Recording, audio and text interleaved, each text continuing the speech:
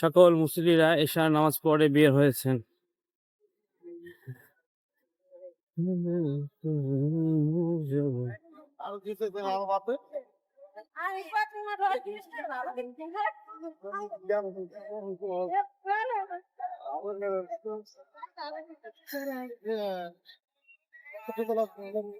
সমস্যা নাই, এখনো মানুষের চাপ অনেক কম আছে, প্রতিদিনই মানুষের চাপ বাড়ছে পবিত্র মক্কা নগরীতে।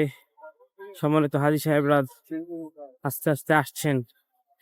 বাংলাদেশের হাজী সাহেবদের ফ্লাইট শুরুর দিকে ছিল, এখন অন্যান্য দেশের হাজী সাহেবগণ আস্তে আস্তে আসতে শুরু করেছেন, ইন্ডিয়া, পাকিস্তান সহ পৃথিবীর অন্যান্য দেশের হাজী সাহেবরা। দেখেন না, এই প্রথম যে